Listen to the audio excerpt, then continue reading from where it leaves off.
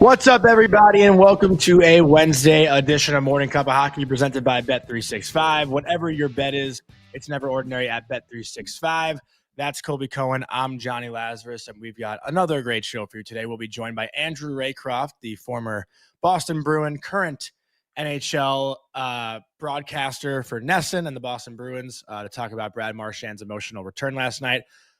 I mean, should we just go right into that, Colby? Like, we'll talk about other things around the league after we talk to Razor, but as far as returns go, I've never seen a player Wait, like you don't really, want to start with Tom Wilson?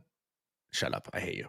The fact that that's still going on, by the way, like still getting replies, still getting tweets about it. It's so annoying, and anyone who replies at this point, like, I'm done with it. But Marchand's a guy who, obviously very funny, doesn't seem to take himself too seriously in media, and to see his reaction like that was very moving, right? And for you, someone who played with him when he first entered the league, like, what was that feeling for you? Because obviously we're going to talk to Razor about it, and how Bruins fans, I guess, were receptive to him and whatnot. But I'm curious just what your thoughts were as a former teammate before we bring Razor on.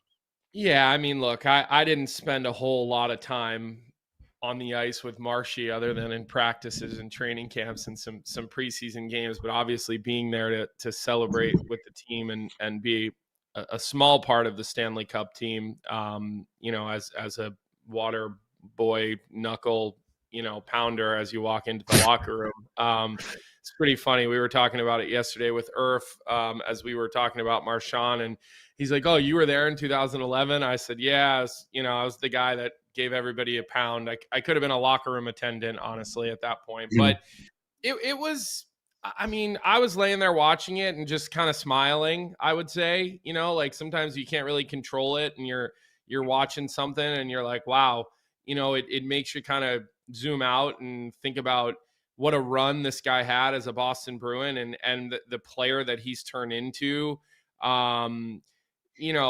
This is a Hall of Fame player, and I don't think anybody would have billed him, to be that. He was a pest. He was an agitator. He was a guy that, crossed the line quite frequently. I mean, why don't you read Razor into the show? Let's just make him a part of this conversation, because obviously he covers the Bruins day to day. I think that's a good opportunity to, to get his point of view on it, Johnny. So I'll kind of bow out here, and then we'll just make Razor part of this conversation.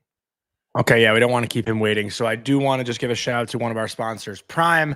This segment is a presentation of Prime Monday Night Hockey. Prime Monday Night Hockey streams all national regular season Monday night NHL games on Prime Video in Canada and is available free to Prime members in Canada. So stream Prime Monday Night Hockey exclusively on Prime Video and experience thrilling goals and dramatic plays from the NHL. Monday nights are hockey nights, so don't miss a moment of the action. And coming up this Monday, the 27th, it's an Atlantic Division matchup as the Bruins are in Ottawa to take on the Senators. So check out the link in our description for Prime Monday Night Hockey schedule, Prime Video, or go to primevideo.com/NHL. And with that, let's bring on former Boston Bruin, current voice actor in NHL 26. So I do want to ask about Andrew Raycroft. Razor, what's going on? Not much, guys. I'm just looking at myself. I look exhausted. I didn't put any makeup on this morning. I look like garbage. But anyways, everything's good. Yeah, big night last night here in the Garden. So, I mean, how crazy is this schedule, guys? I feel like I've been doing an interview or in the studio or in a rink every day for like 3 weeks. And it feels like it's been 5 months already for the season. It's crazy. I can't imagine what the players are going through here.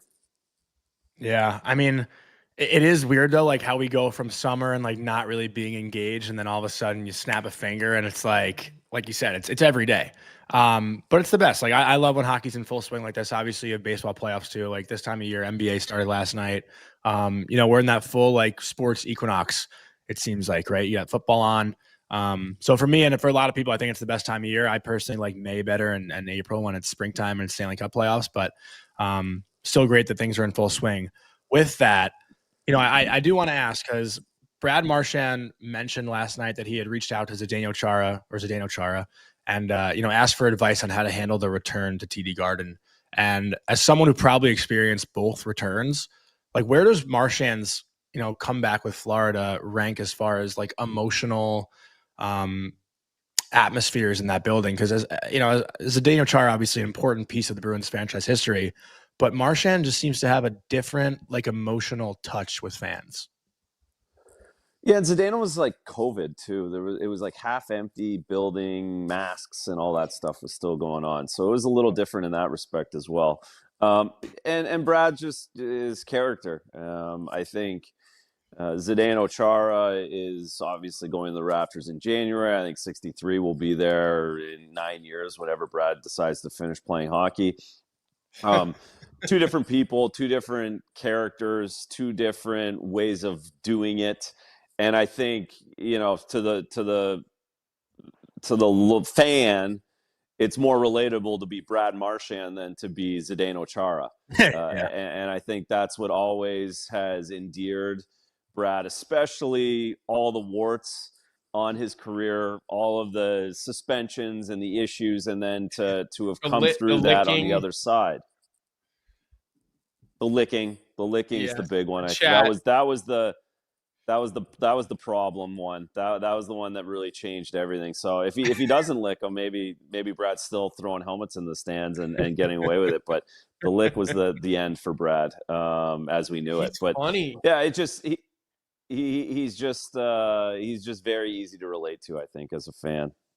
I mean, even what he did with Dahlin the other night, where he took his helmet into the box and he pulled the straps apart and then threw it back on the ice, like he has this sort of comedic touch that, like, in the heat of the moment, he almost diffuses situations because he does these little shithead things.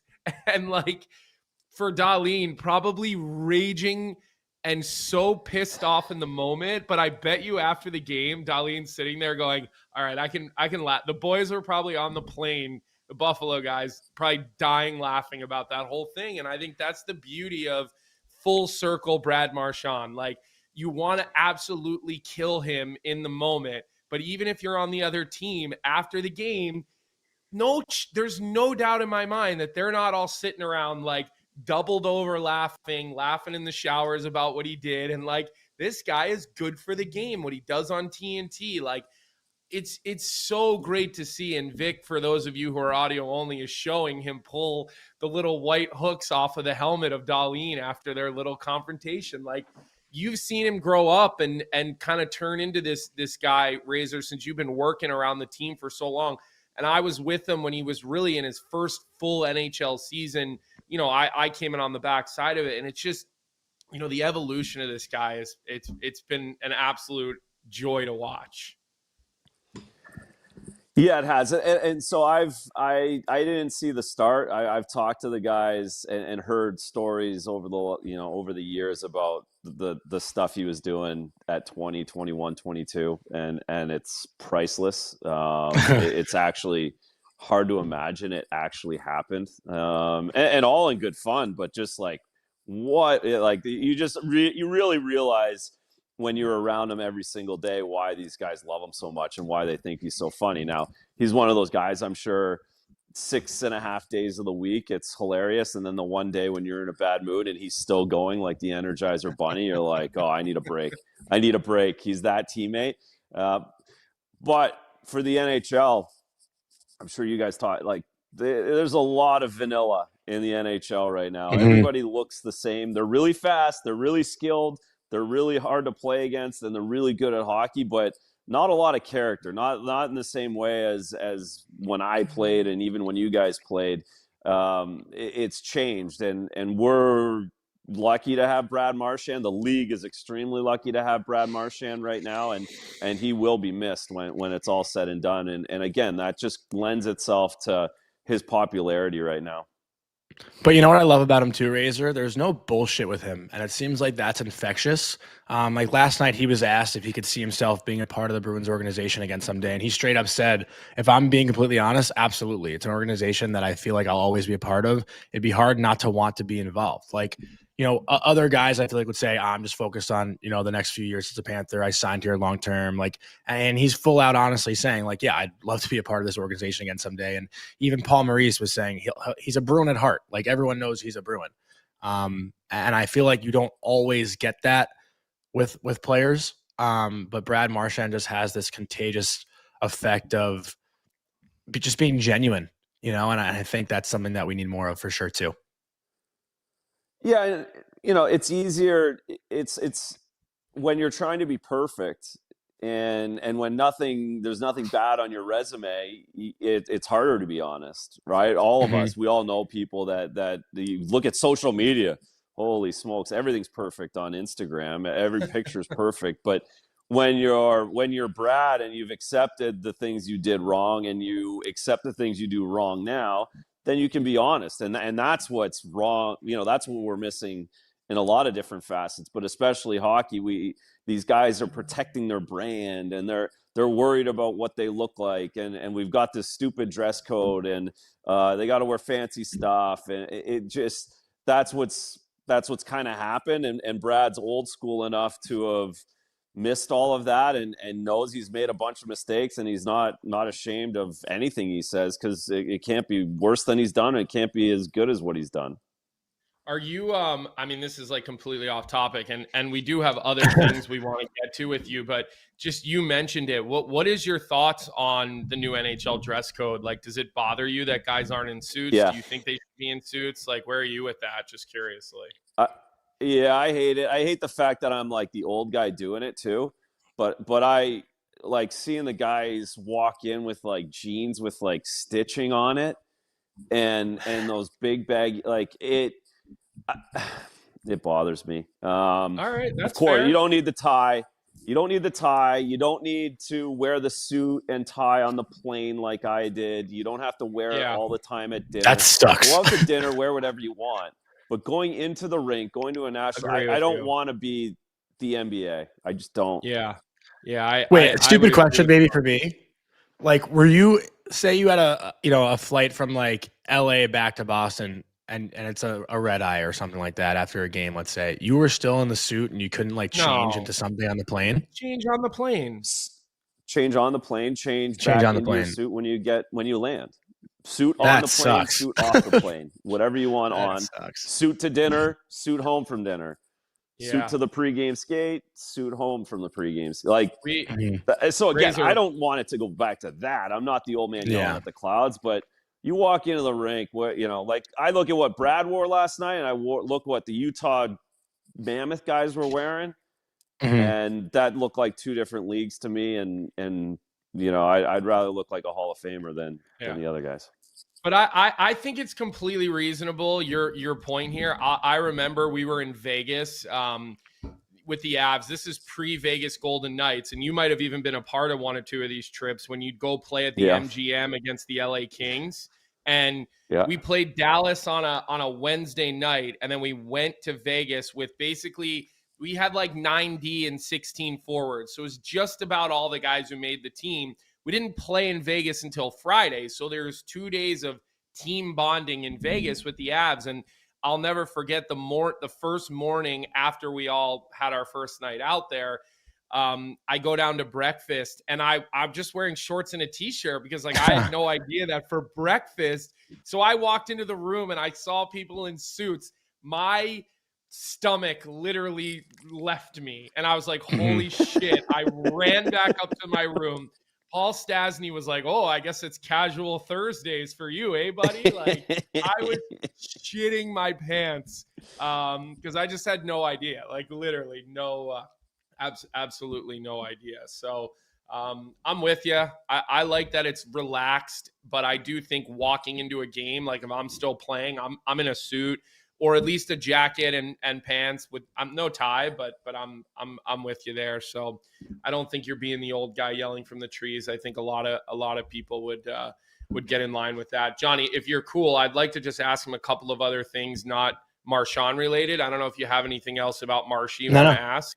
Okay. I wanted to talk to you a little bit about Jeremy Swayman. We have you on here, so it would be silly of us not to talk to you about goaltending. And I have a second part to this question that is goaltending related and not Jeremy Swayman related. But is it all about the fact that he got a whole training camp and he had the opportunity to just settle in right away? Because even last night, like, tough ending for the Bruins after they fight back. They get that goal. That puck goes up and off the post, like just sort of a bad bounce. Maybe Sway gets a little out of position. You can let us know what you think there. But what has been so different for him this year, Razor? Because, boy, he looks like a guy who wants to be the starting goalie for the Olympic team, honestly. Yeah, I don't think it's quite as simple as just the training camp. I think a lot of it has to do with just going through the league as a starting goalie for the first time, and which was last season, and going through the struggles and figuring out what works, what doesn't work, tweaking your off season, tweaking your expectations. It's always good to be humbled in this league. I think most of the guys that have long careers are humbled at one time or another. That snaps them back into, okay, what do I really need to do? What do I really need to focus on? I think Jeremy was able to do that this summer and get his mind to the point of what it was prior to last season. So, of course, the expectation, of course, not having to talk about contract, of course, having a training camp helps, and it helps the start of the season. But I think as the season goes on, it'll be more about him getting over the hurdle of last season and really understanding what makes him a good goaltender in this league. Colby, do you have more on Swayman? You know what? It wasn't so much Swayman related, but it was, as we're talking about the fact that he gets this whole training camp, and there are other Bruins things we want to talk to you about. But the second part to that question is I want to go all the way out west, and I want to focus on West. Carter Hart, the goaltender who obviously is now coming back to hockey, who hasn't played in a while. And I'm just curious, Razor, like how difficult and what could the real expectations be for a guy who hasn't seen, live action at this level and as long as it's been for him? And I know he's going to go play in the American League and hopefully sort of work some kinks out and get his game back. But how important is just your timing and all that stuff when it comes to goaltending? And what could or should the expectations be for a guy like that who hasn't played? Yeah, if I told you what my expectation was, I'd be lying or making it up, just like you. I don't know. This feels like so. This is like having the lockout, right? Having the whole year off, but everyone else was still playing. I'm curious. I'm very curious. I'm curious about the scar tissue of the reason why he was out as well. That can't be easy to get over. And being the only one who's in the league right now doing it, I'm curious how that will look when he travels and goes to different places, and just how you compartmentalize that as a goaltender. Of course, Carter Hart is one of the most talented guys that's been in the league, a first-round pick. He's done everything. The pedigree is off the charts. I think that he is in an age where at 27, 28, where he can figure it out. And I think he's in a perfect spot for it because Vegas is a great team. Their defensive structure, they'll win games kind of whoever's in net. So that allows you to have a little bit of a margin for error if you're Carter Hart. So I'm really curious. I don't know what it looks like. I hope that he comes back and plays great. I think he deserves that. But if anyone really knows what it's going to look like, I would call BS on them right now because no one's really done it. Yeah, and there's also going to be pressure too with Hill being hurt too, right? Like it might be his net right away. Like we don't know what that situation or expectation looks like too. December 1. But I know. But like when that time comes, like with Hill's been hurt twice already, has he not? Yeah, he has. I think. Yeah. So you never know with that situation. But Razor, I wanted to ask you about Stolarz because obviously Leafs fans last night, they're pretty rattled with how that team played. I think the Devils just fully outplayed them, and I wouldn't blame the goaltender for most of those goals last night. But when you call out your team the game before, do you feel like the goalie has to go out there the next night and back it up a little bit? Or, do you still blame some of the guys in front of him? Because there's a 4-on-1 goal, a breakaway goal for Jack Hughes, a screen. Like Stolarz couldn't catch a break last night, in my opinion. But I'm curious if you ever called out the guys in front of you and then had to go back it up, or what you'd make of that situation. Yeah, well, that's why it's hard because you can't. You're such a product of circumstance as a goaltender. So even talking about Swayman, the Bruins neutral zone's way better than it was last year. They're not giving up 2-on-1s and 3-on-1s and breakaways like they were at the start of the season. So that allows you to be a better goaltender too. So the whole thing in Toronto, it's Stolarz was feeling it the other night. He's got his contract. He's trying to change culture on his. It's tough. I'm sure he woke up Sunday morning and was like, "Oh, I got to deal with this all day Monday, and I'm gonna have to deal with it Tuesday." And now we lost, so now I have to deal with it Tuesday night and Wednesday morning. They're gonna ask him. They're gonna ask him again today. So you have to. You're not gonna hear. You're not gonna hear a lot from him. I can promise. Like this will be the last time he does that. Speaking from experience in Toronto, you learn really quickly what you say, what you don't say, and what's a pain in the ass and what's worth it and what's not.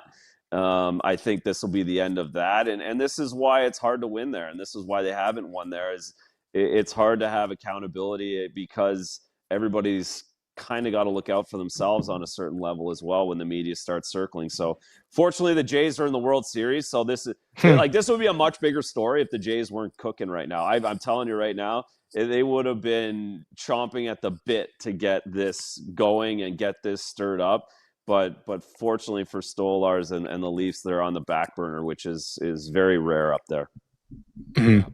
And Razor, I know we got to get you out the door, so this is going to be the last one for me here. I wanted to ask you a little bit about Mason Lohrei. I haven't watched a ton of the Bruins wire to wire this season. I did see a good portion of the game last night, though, because I really wanted to see how it looked with Marshy back on the Garden. But it's hard to not visually see Mason Lohrei. He's such a big guy. And he plays the game on his edges, maybe more than he needs to even at times. It's something that I just kind of notice, and I feel like he does a lot of cutting and leaning, and maybe it's just because he's so big. And, he put up a good amount of points last year with 33 points. Last night his ice time was dropped a little bit. He only played like 13 and a half, 14 minutes, which is off of his season average. But what are the next steps looking like for Mason Lohrei? Because he played half a season and then he played a full season. So now you get into your third season, and we give defensemen longer opportunities to develop. And he's still a very, very young guy. But at what point are we expecting him to grow out of those moments that he does seem to have? Because it seems like he's got those really, really big peaks and then those really, really big valleys still happening in his game. And again, you're seeing him every night. So please feel free to say, Colby, you're wrong. That's not what's happening. But at least to me, I see that popping in and out of his game quite frequently. Oh, I'd love to tell you that you're wrong, Colby. You tell me that all the time. I could do that all the time. Yeah, exactly. I can't. Yeah, you too. No, you saw it last night. Everybody saw it last night. It was on national TV. That's the issue. And he was minus 43 last year. And of course, you win the green jacket. It's not plus minus is random at times, but there you can deduce it when it's a big number like that. Too many for it to be random. Yeah, exactly.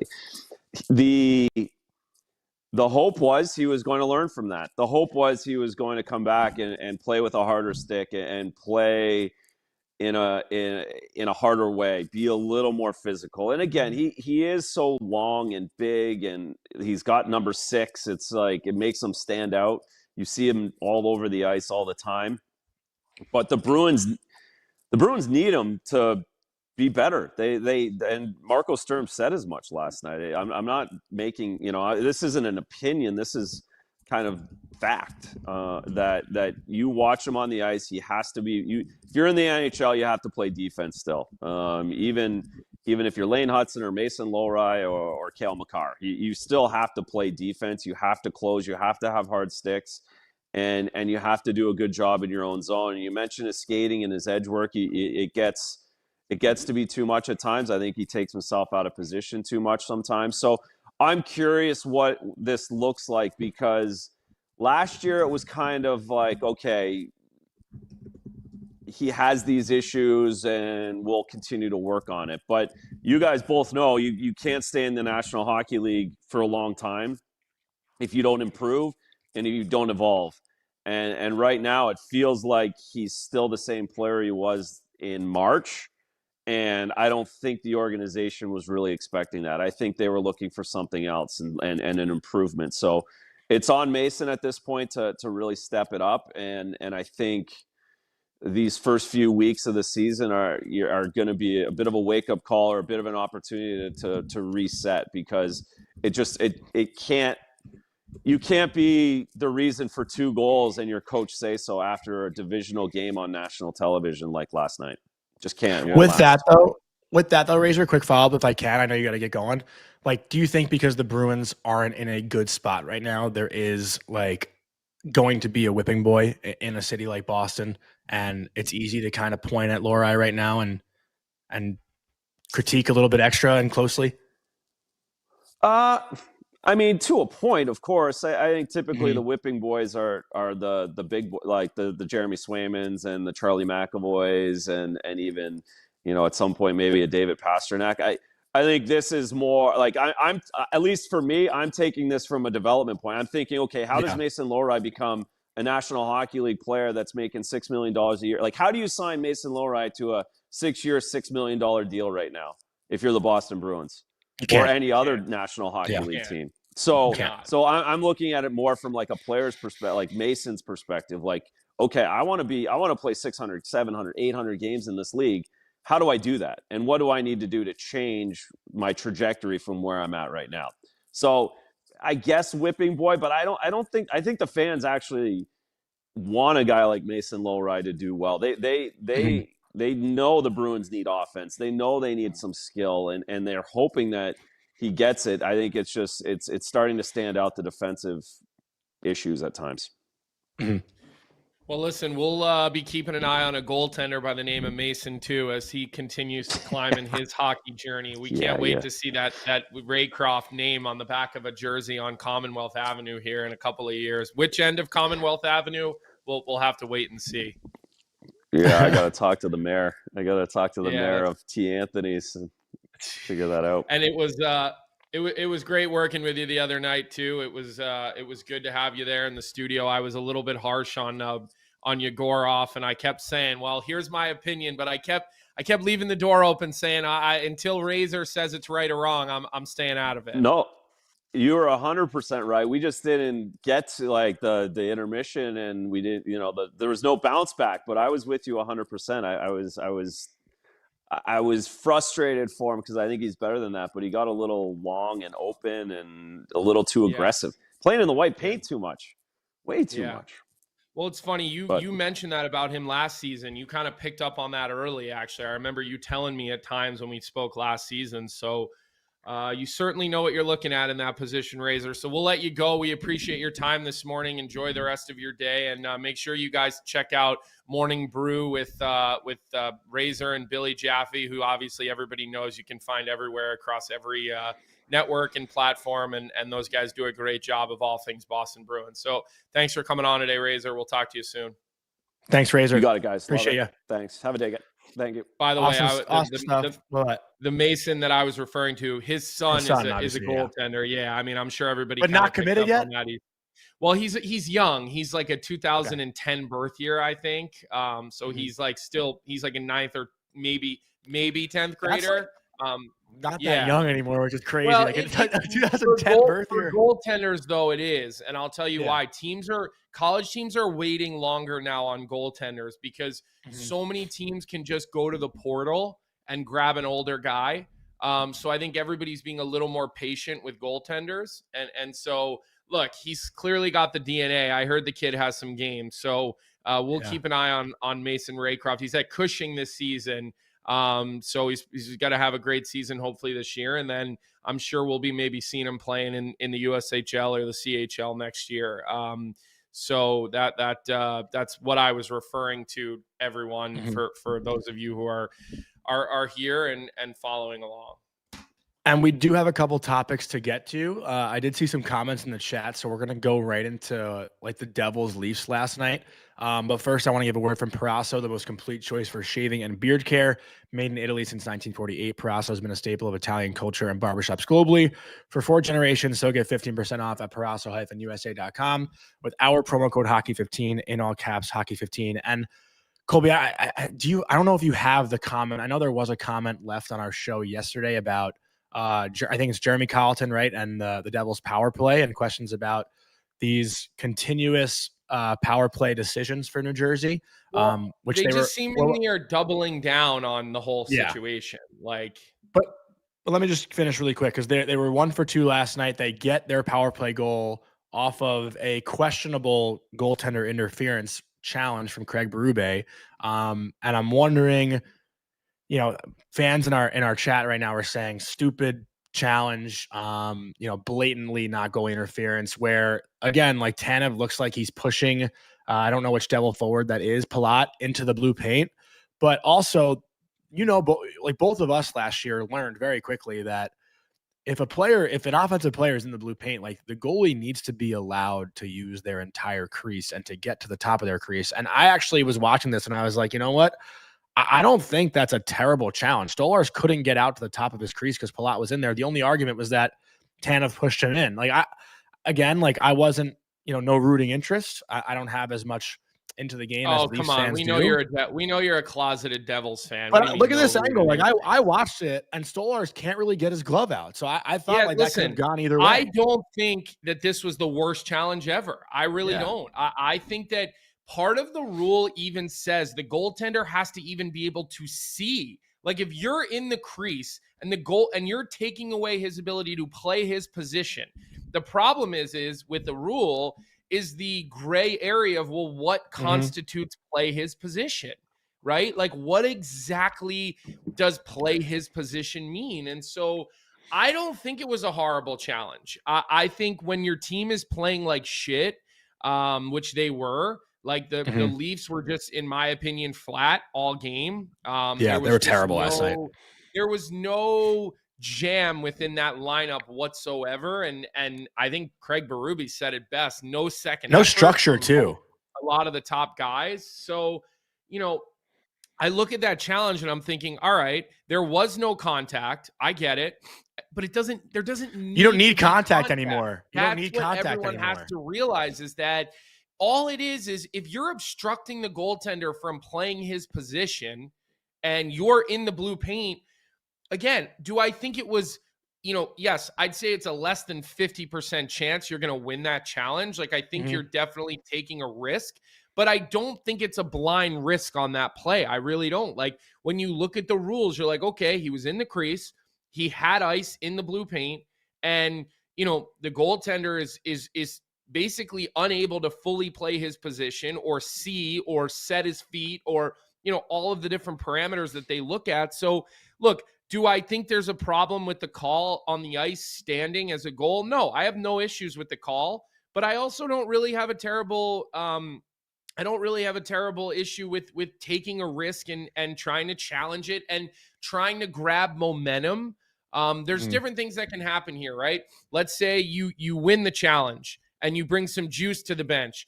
Okay, you lose the challenge and then you're shorthanded. Well, now your kill potentially goes out. Maybe your kill grabs you a little bit of momentum and has like a stifling PK. Obviously, that's not the hope, but early in the second period too, the timing wasn't bad either, like out of the challenge. Sometimes coaches are making decisions, and I've kind of learned this over the years just from sort of the little pregame meetings as broadcasters that you get with these coaches, or post-game meetings, like after you get done between the benches. Sometimes you're in the back hallway between periods and you get a chance to talk to the coaching about what happened here or there, and they'll tell you what they were thinking. A lot of times they're just looking to flip momentum. Sometimes they know it's a losing battle. Sometimes they know maybe the timeout is being used early, or you pull a goaltender even though you don't really think he needs to be pulled, but you're just looking to, you know, fire up your team. Like, these coaches have different levers that they try to pull. And I think ultimately, I think this one was a little bit of a reach, but when I see, and I've seen smart people in our chat, that are like, this was the dumbest challenge ever. I'm not ready to go there with you on this one. And again, I have no horse in this race either. Yeah. I personally like Craig Berube, but like, I have no horse in this race. Like, I have no problem being critical of something that he does. Honestly, I have no problem being critical of something anybody does. So it's not, to be fair, I'm pulling punches. To be fair, if I were a Leafs fan, I would probably be like, what the fuck was that challenge?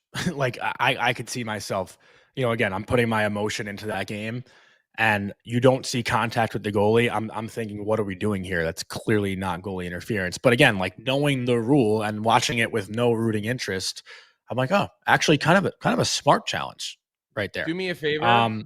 Yeah. Redirect your anger if you're a Leafs fan to the almost $5 million that Austin Matthews and William Nylander make, and then be angry at those two, because you make 13.25, your partner makes 11.5. Okay, that's a lot of money. Okay, so be upset with the fact that 25% of your cap is going to two players who are not performing and who look disinterested. I got to tell you, like, there were times in that game where Willie Nylander, the guy who's usually got a motor, he looked really disinterested to me, Johnny, at times in that hockey game. Like, just no second effort. Austin Matthews, like, you got to be the best player on the ice every night, man. When you make that, I mean, Nylander's been better than Matthews for sure, I think. Yeah, but I'm just agreed. But I'm just saying, last night he looked disinterested at times. He really did to me. I think the whole team did. I mean, look at how many odd man rushes the Devils got in that game last night. I mean, by my count, there was at least like 6, I think, right? I mean, one of their goals, what? No one is blaming the players for making too much money. Is this better? I know you're just trying to stir the pot right now. I feel like I can sense a little sarcasm in that. Nobody's blaming the players for making too much money. It's when you make a lot of money, here comes the responsibility of being 25% of the cap. Be the best player. You want the money. I got no issues with it. You want that money, Kirill? Go be the best player every night. And guess who's the best player every night in Minnesota? Kirill Kaprizov. All right. Yeah. Like, no issues with it.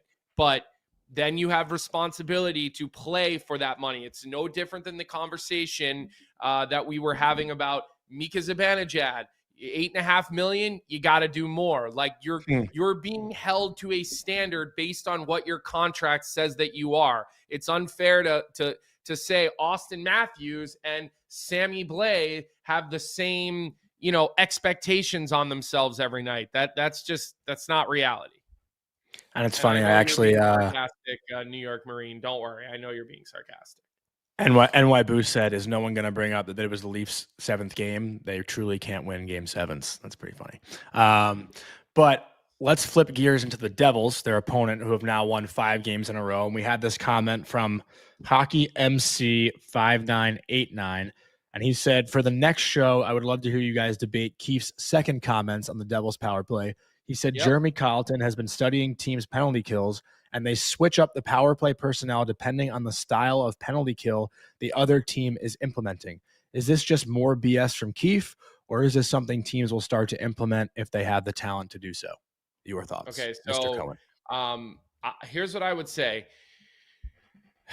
Trying to justify keeping your star players happy because there's only one power play quarterback at the top, and you have 2 guys that both want to be that guy. They both make a lot of money. One's the future, one's been doing it and is the present. And all you're doing right now is balancing egos. That's all you're doing. What I do believe and what I do know is true is that, sure, you get a penalty kill maybe that's playing a 3-point pressure, or you get a penalty kill that's going all out blitz. You may go to an inverted 1-3-1, or you may go to a box where you get guys on their forehands and you're spreading the puck out and playing the 4 corners of the offensive zone until you settle down pressure, and then you can roll into whatever look it is that you're trying to execute, whether it be a 1-3-1, whether it be a hard, strong side overload with a pop out play, whatever it may be. Okay. But to sit here and continue to feed us the bullshit that you're changing personnel based on the other team when we're really talking about 2 players. Who's quarterbacking the power plays? Is it Dougie Hamilton or is it Luke Hughes, right? That's really what we're talking about.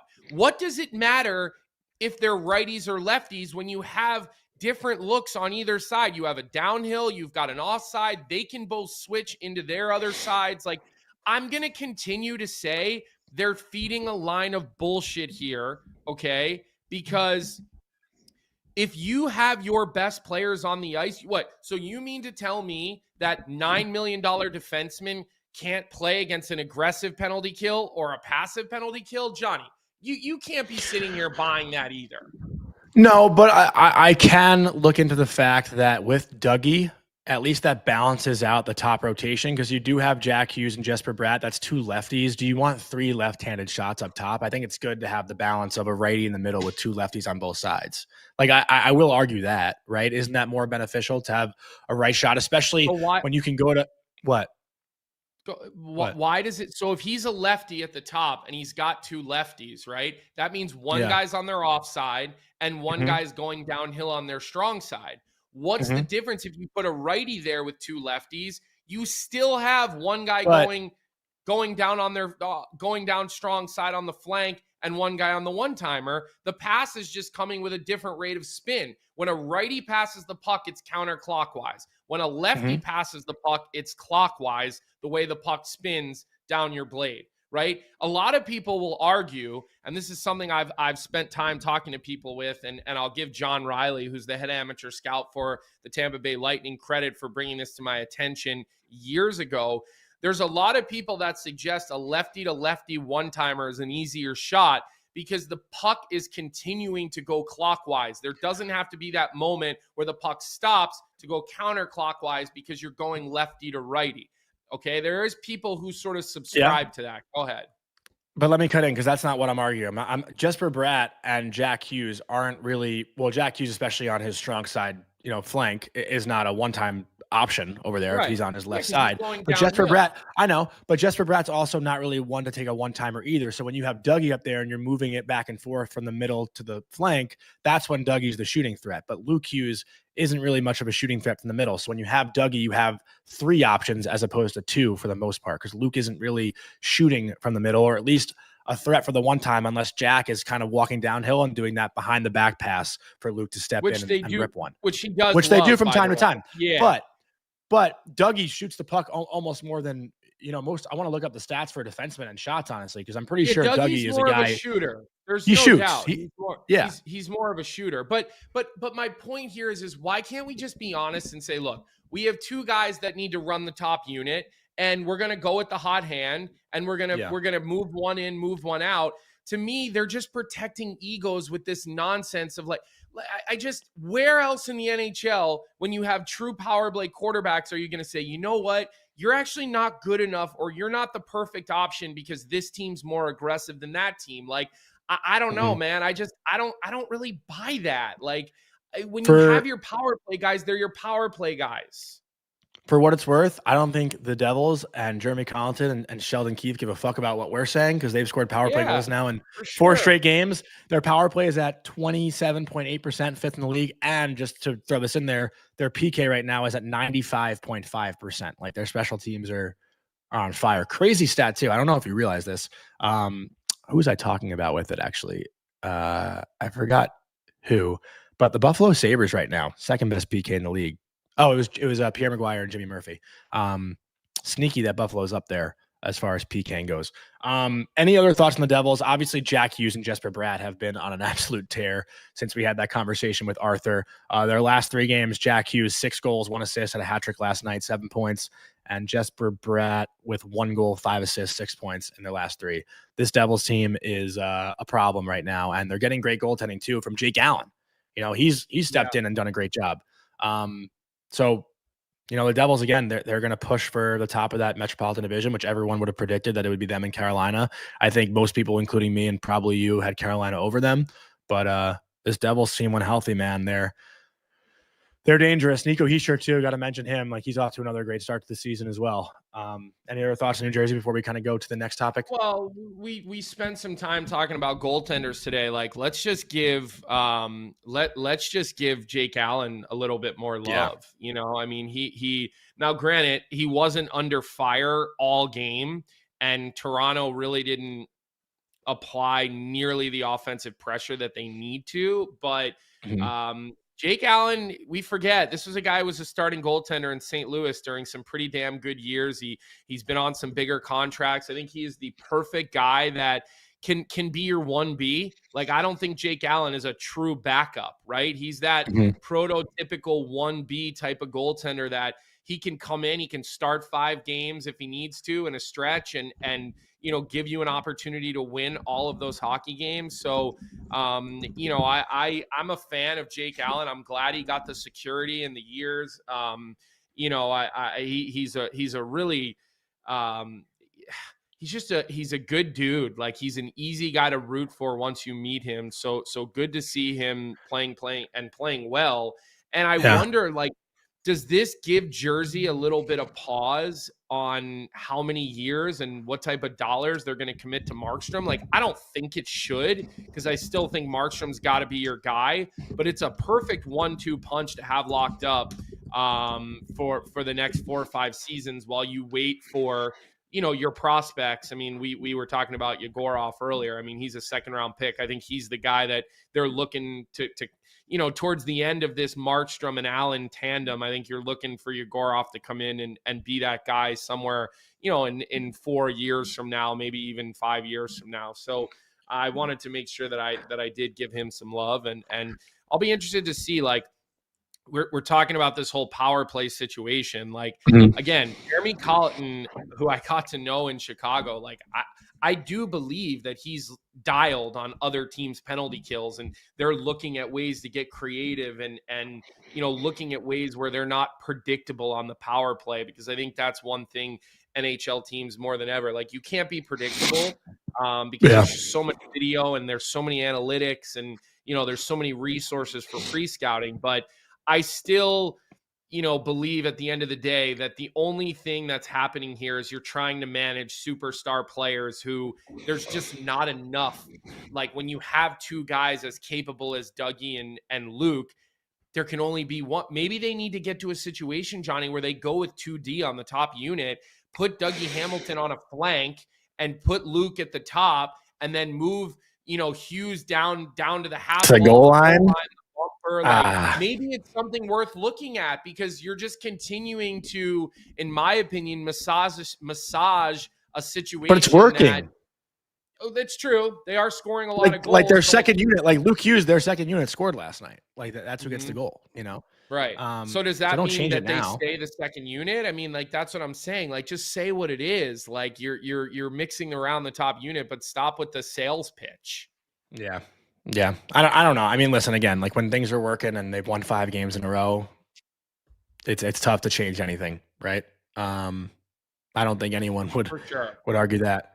But let's get into another topic here. This was again, like, we want to answer some of the questions that we've gotten today. And this was a tweet we got yesterday. But before I get into it, I do want to give a word from our sponsor, Bauer. This segment is a presentation of Bauer and the Bauer Pro Sharp Advantage. This at-home sharpener gives you the ability to sharpen your skates with pro-level precision at the touch of a button, leveraged by decades of progressive innovation.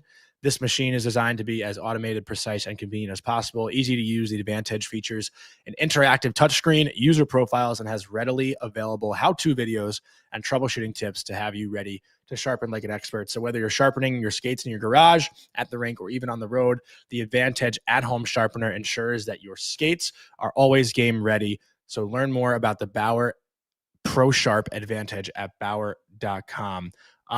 Colby, this is just going to take me a second to intro or read. This was a report actually that Frank put out yesterday, Frank Saravalli, about Brennan Othmann, saying that the Rangers have received some calls on Othmann, not someone they're really considering trying to move. They're not going to give him away for nothing. They're looking for something pretty significant in return. And we're going to make this about all prospects in general, not just Othmann. He's just kind of the example here. But Jonathan Bruno replied, "It makes no sense. Othmann can't crack the roster on the team with some of the worst winger depth, but we want something significant back. Maybe call him up instead of a second line Connor Sheary." And then Michael Hirsch, who listens to our show religiously, just asked if we can, or said it's such a valid point from a fan perspective, can we break this down and explain it? I can kick it over to you if you want your original thoughts, but I can share mine after as well, whatever you want to do to start it off. Go ahead, Johnny. Let's hear what you have to say.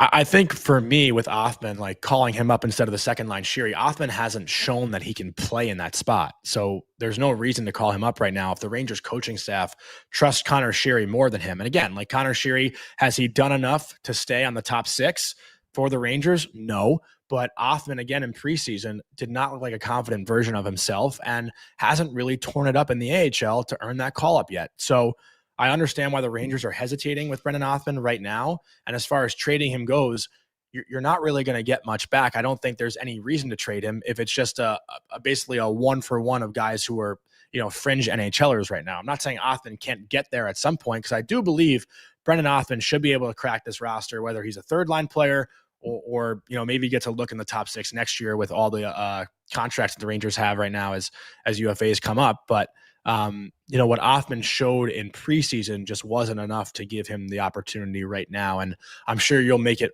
about more prospects in general. But those are just my original thoughts on Othman specifically. And just to start kind of where you left off, are the Rangers in a rebuild mode right now? No. Okay. So Mike Sullivan is not going to sit there and say to himself, well, there's a guy who's been in this league for X amount of years who I just kind of expect, he's going to chip pucks. He's going to make simple plays. I'm going to trust him in his own zone. I'm going to trust him through the neutral zone, because I see people saying why is Radish playing and some of these other guys? Well, the Rangers are in a situation where they need to win now. This is not a team that's saying we're going to break in young players. We're going to, take our lumps with young mistakes. So that's why Othman is not playing, because all the reasons Johnny just mentioned, on top of that being there's no pressure to just play young players. This is not a rebuild situation where you're living with these young mistakes night in and night out. And every coach in the National Hockey League wants to go with what they know, right? And I think in general, remember something. The teams do not owe the players anything but what their salary says they owe them. If Othman's making $900 in the NHL, $90,000 in the American League, and a few $100,000 signing bonus, was he a second round pick, Johnny? If I remember correctly, was he a first? He was a first, late first. I think in the teens. Something like that. I have to go back and check. Whatever. So my point to it being is the New York Rangers do not owe him anything. So to sit here and say, well, why wouldn't they just trade him away? 16th. Well, one of the things that every general manager is incredibly frightened by is that you have a young prospect that, has been kicking around in your system for a couple of years. You trade him off to a team, and then he goes to that team and he tears it up, right? I mean, that's one thing that every general manager is completely petrified of, because that says you didn't develop a player right, or you didn't give a player the right opportunities. So you see this situation happening in a lot of different organizations. Like I look at Lucas Reichel in Chicago. Okay, there's a million rumors about him. He's been a fourth liner. Yeah, he's played a little bit better lately, but everyone's like, well, why don't we trade him? Well, teams out there know that this is a player in distress, right? So why would any team come to Chris Drury and say, oh, we'll give you a first round pick for this guy, or we'll give you an NHL player for this guy? Is there another 16th overall pick that is struggling in their organization, and you can just sort of swap picks? I mean, maybe not, but you're not giving up on these guys that quick. You're always hopeful they're going to work it out. He's obviously not been like a quote unquote bad guy, causing problems, not showing up at your training camp in shape, all that kind of stuff, because I think if that happens, you're a little bit more willing to walk away from them. But again, why would it make sense for Chris Drury to move on from him when no team is coming to you and saying, hey, we have a great offer for this underperforming prospect?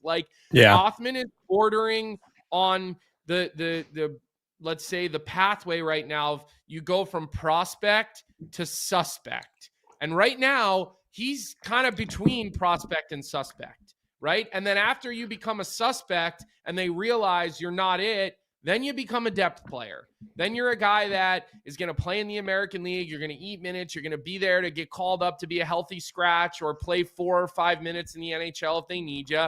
And they're no longer really looking at you as a guy who can be a long-term solution to their roster. And I just think that there's no reason right now why Chris Drury would move on from him and take absolutely nothing in return. It just, the upside for that versus the downside, it's way too slanted where a general manager could look silly. And like, I even remember in my own career being stuck my 3rd year in the American League with the Bruins. And I remember like being in Providence and saying to my agent, can you help me out? Can you talk to Don Sweeney? I want a fresh opportunity somewhere else. Let me go to another organization where I can try to move around their depth chart and see if I can challenge for a spot in the NHL, because I knew at that point I was no longer a prospect for Don Sweeney. I was a suspect. And then you become a depth guy where they'll call you up for a West Coast road trip knowing you're never going to play, and they don't care because you're not a young guy anymore with a future. You're just a body that they owe money to, right? And that's the fucking harsh reality of these situations. But one thing I will say too, and I have a couple points to make. Othman's still 22 years old. This is the last year of his ELC, so he still will be cheap, and there is value there for the Rangers, right, to keep a cheap player. And just to address MYR Marine, he said, I know it's media speak saying they're not just going to give him away, but you're making it clear he's worthless to the organization. I don't think Brendan Othman is worthless to the organization. I will actually say too, Colby, and you can speak to this more, but Othman's a guy who scored 50 goals in junior hockey. He's a first-round pick. He came up a couple years ago, played 3 games. Last year, plays 22 and doesn't score a goal. When you're a guy who scores goals in junior and you're, called up to the NHL, he scored a couple goals in the AHL. I want to give him credit too. Like, in Hartford in the 23-24 year, he had 21 goals, 28 assists, 49 points in 67 games. That's not nothing. And last year had 12 goals, 20 points in 27 games. But when he was playing with the Rangers, he wasn't able to put the puck in the back of the net. And when you show up to training camp the following year, like, that affects a goal scorer's confidence. I don't care if you're a rookie in the NHL. When you don't see that puck go in and you're known as a guy who can score goals, it is very hard to get that monkey off your back. And I think it was clear in training camp this year, especially with them bringing in Sheary to compete for that spot, and with Gabe Perreault playing as well as he did, the confidence just wasn't there. But who's to say he'll never find it? Again, this is a 22-year-old kid. I don't think this is who Brendan Othman will be forever, right? So I still think it will, or maybe it will. Maybe he's a guy that course, there's always that chance. Play in the KHL, and he's going to make his money in the KHL and Switzerland, and some of these other places. Like, I mean, that does happen to a lot of these guys, and so again, like, nobody's willing to take the risk right now. And I think you said it, like, you trade this guy, he does really well elsewhere, and the guy you bring back doesn't. Even if he's in the same situation, and other GMs feel the same way, like, they're all scared to do this. It's easier to just leave them in the American League, let it play out, and then eventually, they'll qualify him this summer. There's no doubt in my mind they're not letting this guy walk for nothing. All you have to do is give him that QO, which is a little bit of a raise, 15% raise across the board on his contract. He may even have to take less at the NHL. They may say, look, we'll give you $250 in the American League, but you're going to have to take $775 or whatever league minimum is at the NHL level, which for a team like New York, that would be smart, because you don't want to have a higher cap hit. You actually want a lower cap hit with an opportunity to get called up, but I really believe that's a lot of what's going on here. You're not going to trade a guy that is still 22 years old. He's got how much pro experience does he really have? Like, I'm looking, like 2 years, 2 years. It's not a lot of pro experience. Like, it takes some guys a couple of years to figure it out. And then, maybe they become something, maybe they don't. And you kind of see what's going from there. And Vic was comparing it. Only played 3 games, by the way. Was he hurt? He's only played 3 games this year. Hartford's only played 3. Okay, so the American League does start like 2 weeks later, I guess, than the NHL. So I was just curious about that. But Vic was comparing Nick Robertson, who's a couple years older than Brennan Othman, who I guess the Leafs don't understand his value right now. But Robertson's at least like played a couple NHL seasons and playoff games. Like I'm pretty sure Robertson has scored 15 goals in an NHL season. Like for the Leafs, it doesn't really make sense if you don't know what Robertson's value is to trade, because Hot Take Hockey actually a pretty good page to follow as well. John does a great job with that page. Like he tweeted at me, Nick Robertson for Brennan Othman 1-for-1. And I'm thinking like, why do the Leafs do that? No, the Leafs have a guy who's 14 goals and 15 goals in the NHL in 56 games. I mean, with 11 minutes a night. I mean, that's actually pretty good. 14 goals, 56 games, 11 and 23 average ice time. The next year, 15 goals, 69 games, 12 minutes of ice. Like that's pretty good depth scoring to have. And the other thing too, Johnny, like I know I said it, but like I want to repeat it because it is important, is that like, teams smell blood in the water. So like, there's a prospect that's like quote unquote in distress. And why are you throwing Drury a lifeline and saying, hey, like, we'll give you this guy? And teams don't do that. They're going to say, no, I'm not giving you shit for him. You could just wait and see, wait another year until this situation gets worse and the player comes out and publicly requests a trade. Wait till it's disruptive to the point where maybe you can get him for nothing. So, that's also a pretty important way to look at these situations. Is you're not giving Chris Drury a lifeline on this guy. And again, I can't imagine Drury has 1% interest in trading this guy right now. Like, honestly, I'd say it's less than 1% interest in moving him. They also, from what was reported, a couple of years ago, Othman was the guy who was untradeable when the Rangers were in the conversation for Jake Gensel. You know what I mean? So I think if you don't trade him, who knows how true, but like, who knows? Yeah, of course. Yeah, of course. But if you don't trade him then, and then you don't want to trade him now, like, I don't know. But again, like 22-year-old kid, he still has that like B game where he throws the body. He would fight. He'll block shots. Like Othman can do those little things.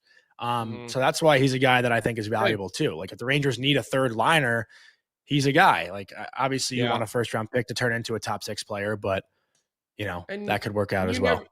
And you never know where the injuries are going to start happening. And you're right. Like if you need someone in the bottom 6, you're like, okay, you're not going to call up Perreault to play on the 4th line. No, and I know it's not ideal to have Othman up there on the 4th line either, but it is an option. He can at least fill it. Yeah, exactly. Like it is an option. So you need organizational depth over 82 games. Like I wouldn't be shocked if he ends up playing some games for the Rangers this year. I really wouldn't. Maybe you give him one more chance. You try to showcase him a little bit, and then maybe he has some value, and then maybe you look at trading him. But right now, the juice is not worth the squeeze on trading a guy like Brennan Othman, and then that's why you're at where you're at, Johnny. So I agree. Kind of my well thoughts said. on it, and I do. I think we're talking the same language when it comes to this guy and why this situation is where it is. And listen, you don't know, and we'll New York Boost says, gotta hop on a call. See you later, boys. So see ya. See you tomorrow. All right, go ahead, a couple John. more. A couple more things to get to. I do want to give a word from our sponsor, Uber Eats. Uber Eats is enabling fans to maximize their fandom all season long with exclusive game day deals on the app, from game day eats to paper plates and napkins. If you're hosting to all the ingredients you need to make your favorite game day dip before, during, and after the game, Uber Eats is assisting every fan's hockey experience all season long. And today's Uber Eats stat of the day, a presentation of Uber Eats, obviously. We're going to talk about Matthew Schaefer. He is on the verge of history. Matthew Schaefer now has points in 6 straight games, 7 points in 6 games. He was tied for the league lead amongst defensemen. Cale Makar scored a goal last night, so Cale took the lead. But his 6-game point streak also ties him with Sidney Crosby and Wayne Gretzky for the second longest season opening point streak by a player 18 or younger. I don't know this player, so I don't mean any disrespect, but Alexander, I believe, Daigle of the Ottawa Senators in 1993 and 1994. Yeah, Daigle. I remember Daigle. He played for the Flyers at one point. Well, he was the only other 18 or younger player to have a point streak of 7 games. So Schaefer is 1 game away from tying that record. I don't know when the Islanders' next game is. I actually think they host Minnesota. No, they host Detroit on Thursday night, and Detroit will actually be playing the second leg of a back-to-back. So Schaefer's got a hot Detroit team coming into the UBS Arena tomorrow night. And Colby, I mean, we talked about him a lot either last week or 2 weeks ago. I'm already losing track of time, but everything this kid does, again, is just proving that he's different. And I don't know if you caught his post-game interview last night with Shannon Hogan, but he was electric on the microphone too, and the fans adore him. There were Matthew Schaefer chants echoing through UBS Arena through the TV last night. I mean, the Islanders don't have a ton to be excited about, but they've won a couple games in a row, and Schaefer's putting up some points. And man, is he playing well right now. And he didn't play barely any hockey last year, which is just incredible for a guy at this age to miss almost an entire year. I think what I'm most impressed by is the fearlessness that he plays with. Look, you don't go number one overall unless you have some serious skills and, you know, you have a dynamic game and obviously a little bit different than like when Owen Power went number one overall, totally different type of player as a defenseman.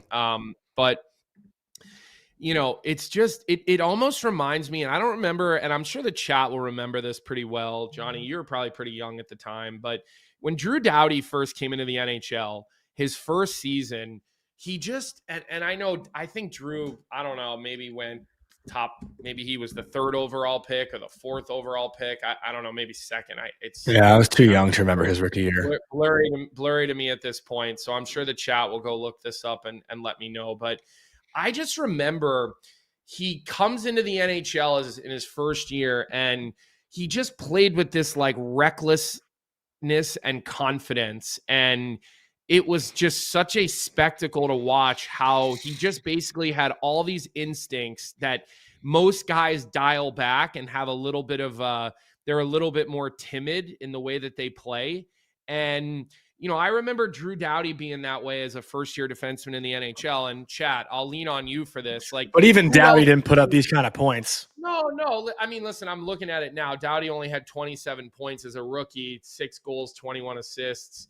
And his second year, he was at 16 goals and 43 assists for 59 points, which was like a career, you know, almost a career year for him based on what he's done the rest of his career. But I'm just talking as far as like it's recklessness, but it's really not reckless because it works out more times than it doesn't. It's confidence, it's swagger, it's all those words. And I think Patty Waugh used the term swagger when he talked about him. But I can look. It's really impressive that this guy's instincts, and you see the goal that he scored where he kind of goes in and he hangs around the net, but like he keeps, you know, you can tell like he's counting bodies. He knows he has somebody covering him, and then he bangs in that rebound or kind of off that broken play around the net. And, you know, you look at some of the other plays he's made at the offensive blue line where he's not afraid to dive in. He's not afraid to, you know, take the puck down the wall. Oh, he was second overall. Thank you, Randy. I don't know why I thought fourth, but anyways, like you get the picture here. Like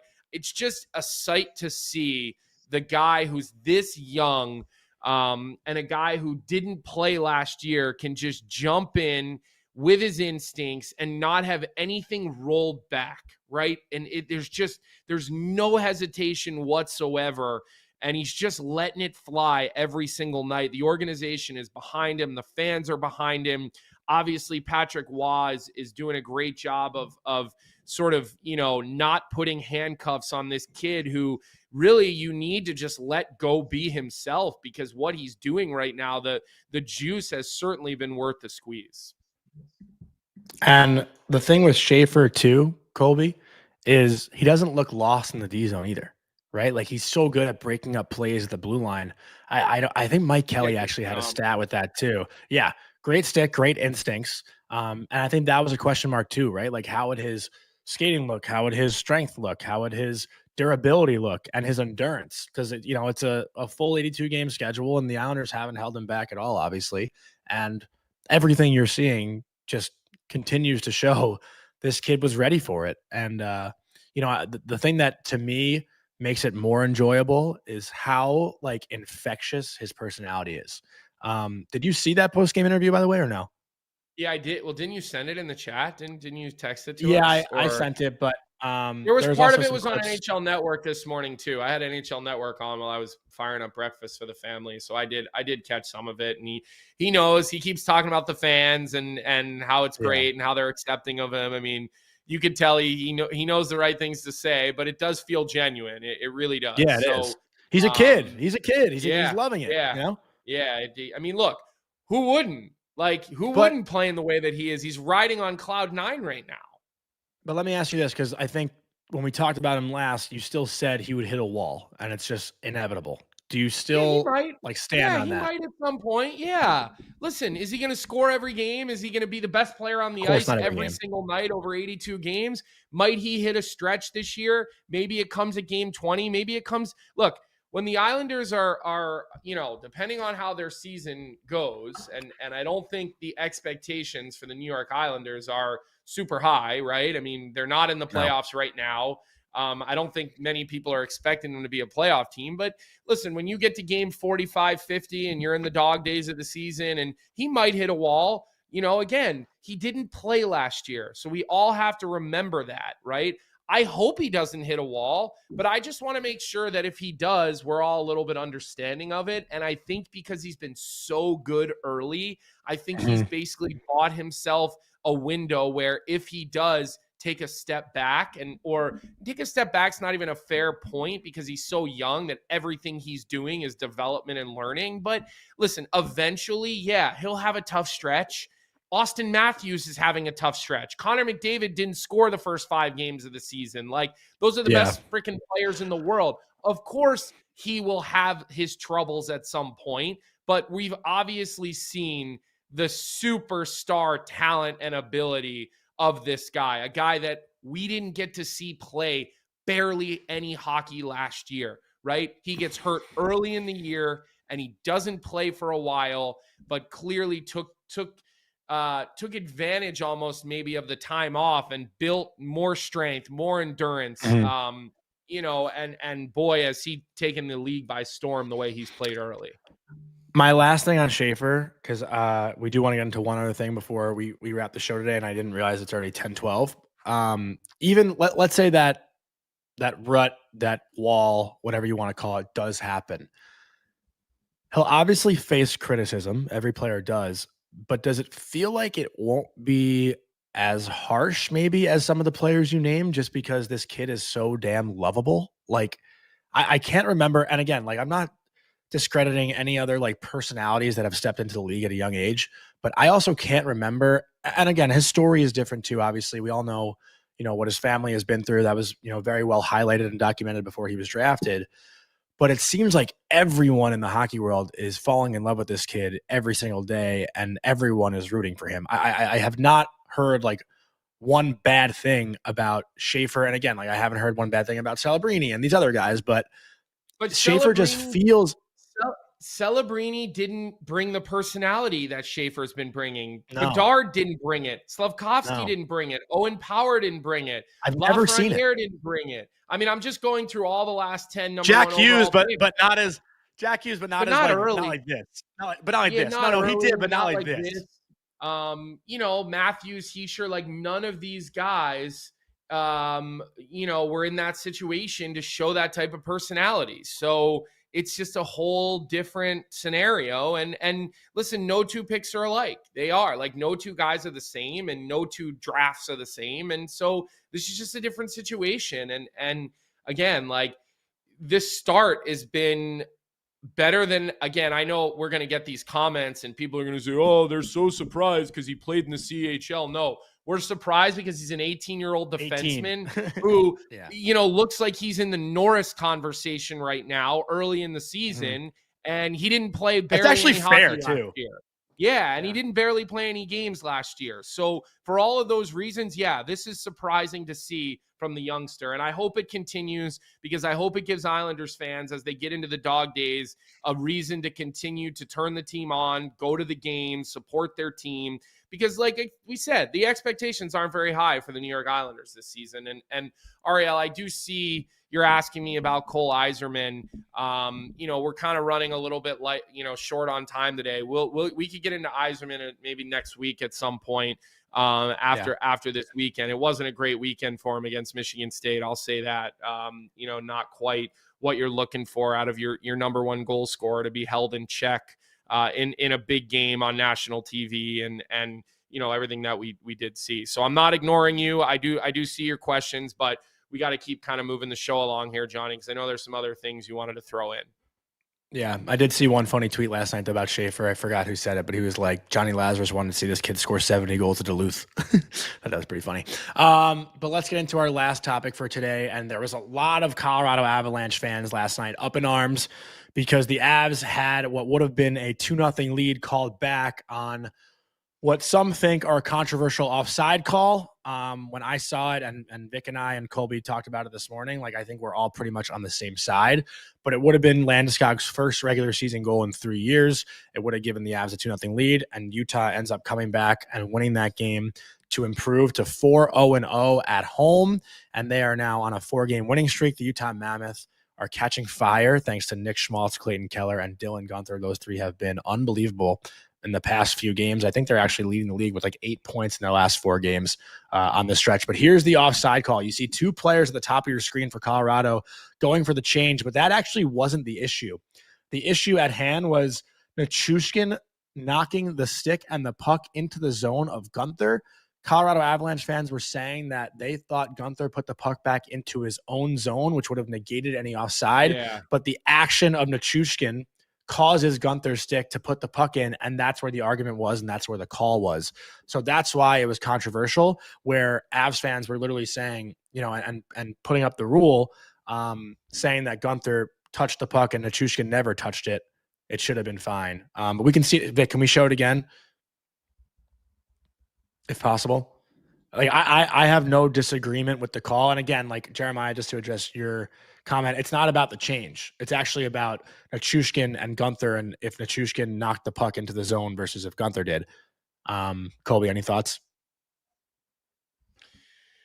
Yeah, so that's exactly what it is. Like if Guenther were to push this puck back into the defensive zone or into their zone on his own, then it's not offsides because you're bringing the puck back into the zone. But because I believe, and what I see there is Nichushkin pushes his stick into the puck and then that puck gets brought back in that way, that's where the delay is. And I think everybody is just disappointed because everybody wants and is rooting for Gabriel Landeskog.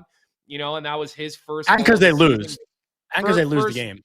Yeah, they lose the game, and it's his first regular season goal in what is it, 2.5, 3 years or something like that. I know he scored the one in the playoffs, but so I do think that's part of it. But I do believe that based on what I see there with Nichushkin pushing that stick back to the puck, that is offsides, right? It's the right call. And you still had bodies on the ice. And that's the other part that I know people want to debate is 1 foot on the bench, 1 foot on the ice, 1 foot on the bench, 1 foot not on the ice, but not into the bench yet. Like, where do you draw the parameters here? But I think the rule is 1 foot on the bench though, no? Yeah, but it is. But I'm just saying it gives people something to talk about. There's no doubt about that. But ultimately, at the end of the day, I think this call was made right. Like, because of Nichushkin's actions, like, I think they got this right.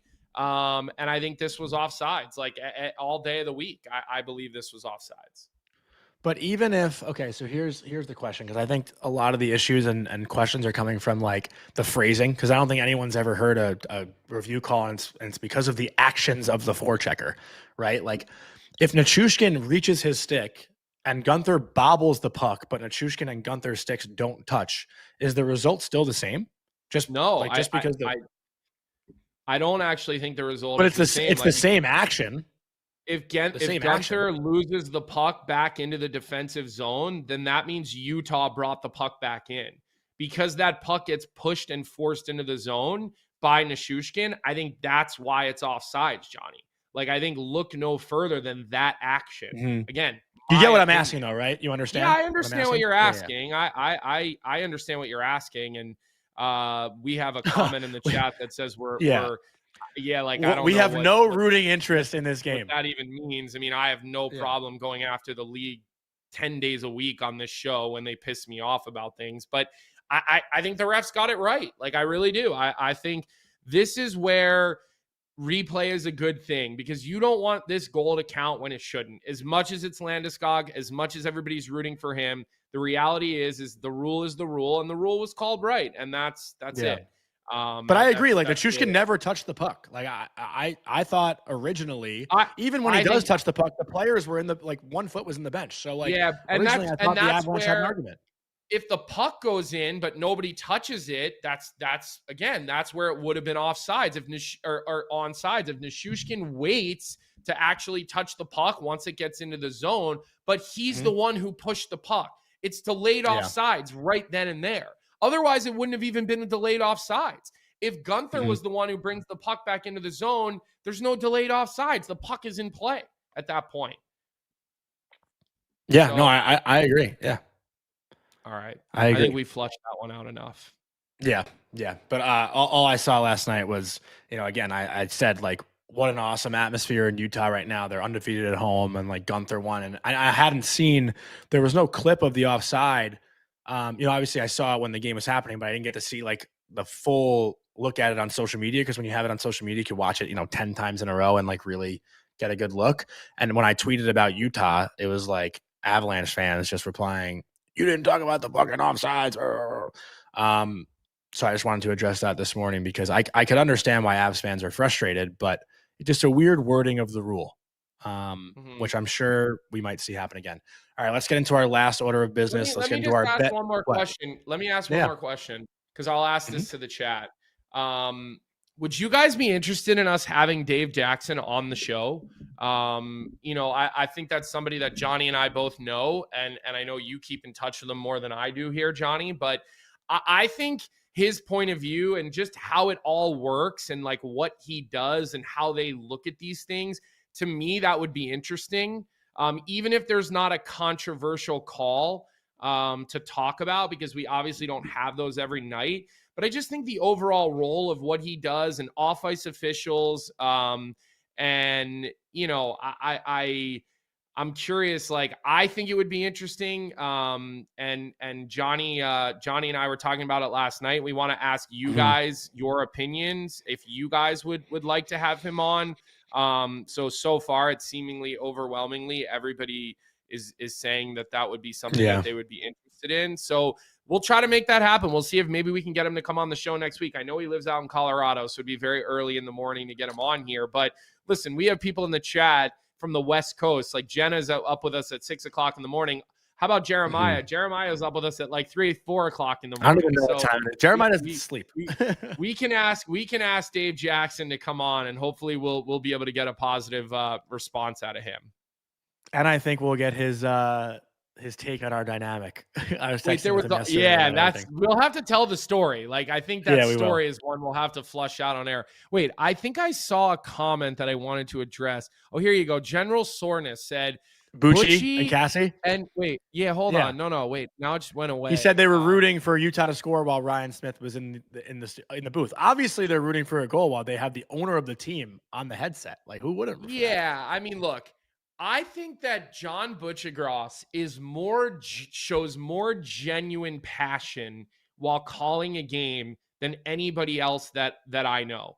Like, he has this genuine love for goal. Like, a lot of play-by-play guys that are really good, they're doing a job. Like, their job is to come in, make big calls, make it feel bigger than it really is, and they're great at it. With Butchie, like, Butchie has this childish sort of love for the game of hockey. Like, it is a part of his heart.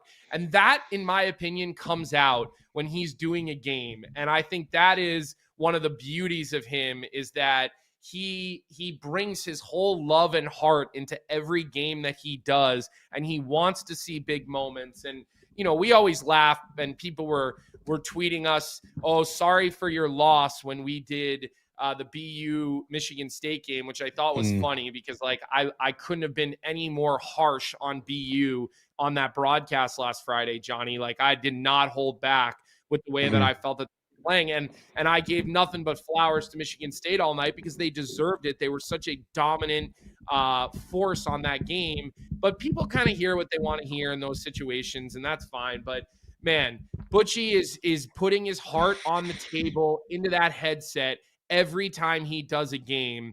And I think that's one of the beauties of John Buccigross. And I think that's why we need more of him on our TVs doing hockey games and not less. And I'm seeing the chat now, and I'm obviously trying to catch up. And Jeremiah, very, very sorry. I didn't see the original message, but I'm seeing based on the other ones, His obviously dog's that's not doing well. We love that's a dogs on here. So Jeremiah, that's a we tough love you too, situation, obviously. and we're thinking about you on that one, and we feel for you there. So I just wanted to address that comment from General Soreness, and I think that's great. I honestly, like, we can get away from rigid black and white, you go, I go, color play-by-play broadcasting, and move into this sort of forum of personalities and showing emotion and showing love and being critical and being upbeat and being positive, all of the emotions into the broadcast. I think it just makes them better. I actually wanted to shout out one more play-by-play guy, Colby. And I don't know if you are familiar with him, but he's a guy I'd love to get in our show, actually. It's his first year with the Devils. He's been doing New York sports radio for ESPN New York for years with the Michael Kay show, doing Rangers radio for years, but he actually grew up a Devils fan. That's Don LaGreca. Are you familiar with him at all? Yeah, I know who Don LaGreca. I mean, of course I know the name for sure. Don is an awesome guy. I've gotten to know him the past couple of years at the Garden. He's done my, former Rangers show. I'd love to get him on here because he's like living his childhood dream right now. I don't know how old Don is.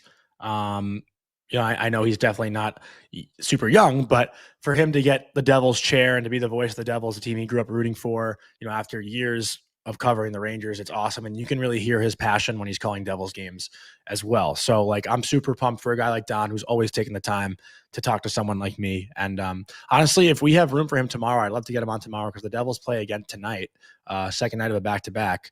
So, maybe we can talk to Don about their hot start and, his new role. I could shoot him a text if that's something that you'd be interested in tomorrow. I know we have Jackie Redmond coming on, but a doubleheader. We do have Jackie Redmond coming on tomorrow, and I love having Jackie. The timing of it, Jackie's the best. With how the Leafs are going right now, I mean, the timing of Jackie is perfect because I love when she's fired up about the Leafs. It's definitely one of my favorite things to see. So we'll definitely enjoy that. And what a great time for New York sports. Like, you lose Sam Rosen, who retires, who is like. Have you watched the games? Sorry? Have you watched the games? A great time for New York sports. We suck at everything. I'm talking about as far as you lose Sam Rosen. We're entertained, but we suck. Kenny Albert and Alex Faust to pick up the games. You get Don LaGreca. You already have Brendan Burke on the island. I'm strictly talking about. We were talking about TV announcers. I know. So fair point. But fair point. But my point just being like, New York sports fans are being treated to super high end coverage by the people that they have on. I mean, Thomas Hickey, who we've had on the show before, just continues. He's blowing up. He's becoming one of the best analysts in the game of hockey. So quickly, man. Sort of reminds me of how Patrick Sharp was. He just grabbed the microphone and was just really good right away. So great people to watch. And great people to listen to. I know your teams are playing like shit, but at least you have good people that the Knicks start tonight. Carry you through the games. Yeah. So Johnny's gonna have his Knicks jerseys on now. Didn't you meet? You met what's his name this summer at Jalen Brunson? Market, that was sick. Yeah. He's always bopping around, walking his dog and stuff in Margate in the summer. So thought he was big. I always just assumed basketball players are going to be bigger. He was not as tall as I would have expected. Not the point guards, but I got my sister and my nephew walking in right now. So let's do our Bet365 bet of the night, and let's wrap the show before it gets noisy in here. So tonight's bet of the night presented by Bet365. Whatever your bet is, it's never ordinary at Bet365. For some crazy reason, the Detroit Red Wings, who right now have won 5 games in a row, are the underdog on the road against the Buffalo Sabres. So we're going to ride the hot hand in Detroit and take the Red Wings on the money line. Marchand did not score last night, so our streak did end. But our betting record is pretty good so far this year, I think. Vic, you might have to update us on that. But tonight we're going with Detroit money line. I'm going to pass it along to you, Colby. Wrap it up, and let's get on out of here. 3 games tonight. Let's make sure everybody likes the show on the way out. That like count is a little too low for my liking. You see what I did there. Get those automatic downloads, Apple Podcasts, Spotify. Make sure you got the audio only versions going as well. We've been clipping the interviews that we've been having on with guests. So we're giving you, sort of the show. And then if you just want to listen to the interview, you can do either. So it's a little bit easier to maneuver when it comes to the audio only situations. As I mentioned already, we'll have Jackie Redmond on the show tomorrow. Next week, we will look at bringing Dave Jackson on if we can. We have Reamer back coming on the show. We'll have James Van Riemsdyk back on the show next week for his every other week appearance. So we'll kind of be able to talk to him about things going on around the league. So we do have pretty heavy hitters here dialed in for the show here over the next couple of weeks. Go ahead, Johnny. And Ray Ferraro, I think, will join us next Thursday. You have that locked in already, right? Oh yeah, yeah, for the 30th. He's such a good. He's I love Ray Ferraro. Yeah. With that, we will enjoy the rest of our day. We hope you all enjoy the rest of your day. I will be doing Daily Face-Off live today with Irf. Him and I will be sitting in for Tyler and Carter, who are probably still recovering from that big win from the Toronto Blue Jays the other day. They were both at the game together to see that. Those guys are on absolute flying right now with the success of the Blue Jays. So we'll sit in for those guys at noon. The sheet will be at 1 p.m. today. I did see Zach in the chat, but I did not see who they would be having on today. Probably someone that, we can talk about at a different point in time. And with that, Johnny, nothing else from you today, pal? Nope. Nothing else. All right. Well, enjoy the games tonight. Be ready for some Jackie Redmond energy tomorrow, and we will see everybody as we always do right back here at 9 a.m. Have a good day, everyone. What's up, everybody? Thanks for tuning in to Morning Cup of Hockey here on the Daily Face-Off YouTube channel. If you enjoyed the show, make sure to hit that like button, subscribe, and turn on notifications so you never miss an episode. And don't forget, we've got more great hockey content every day. You can catch DFO live at noon and stick around for the sheet with Jeff Marek at 1 p.m. right here on Daily Face-Off. Until then, keep your coffee hot and your takes hotter.